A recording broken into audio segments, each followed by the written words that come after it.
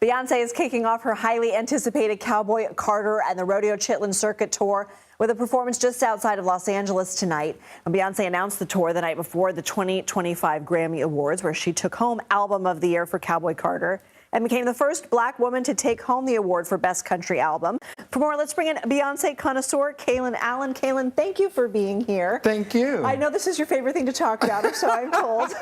Yes. Who wouldn't want it? What are you expecting out of this tour? You know, this is a very interesting time because this is the first time we've seen Beyoncé go on kind of like a 3-act kind of adventure. So normally there's a couple years between each tour. So I'm interested with Renaissance Tour just being 2 years before this to see what changes and what songs may be added and what songs we won't hear. I think she has to dive into the deep cuts, and I think that the fans will really enjoy that this time. And so you don't think it will be solely Cowboy Carter album focused? No, I think you will get all of Cowboy Carter, maybe some interludes of some songs, maybe not full performances, but I think we will definitely hear some other songs from other albums. How are ticket sales going so far? You know, I think it's a little slower than it has been in the past, but I think that's a more of a society thing. You know, we're on an impending recession. I think people are like, money is a little low right now. You know, I know, for instance, when I bought my ticket now is a lot lower than what it was when I bought it during the pre-sale. Can you, what are the differentials? So I bought a VIP ticket. So my first ticket was about $1,700.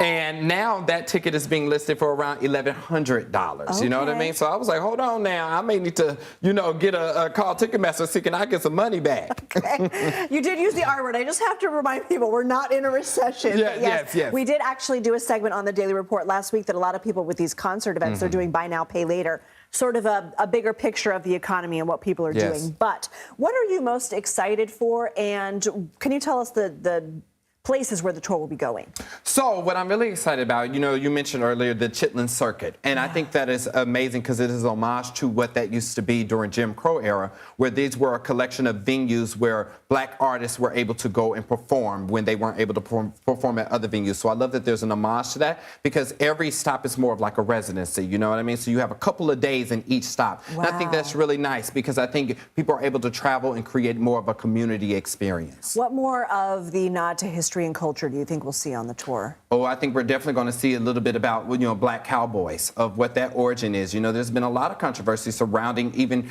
Beyoncé doing a country album. So I think this is all going to be rooted in origins. I think it's going to be about where she is from, where she grew up, where she's been, and where she's going.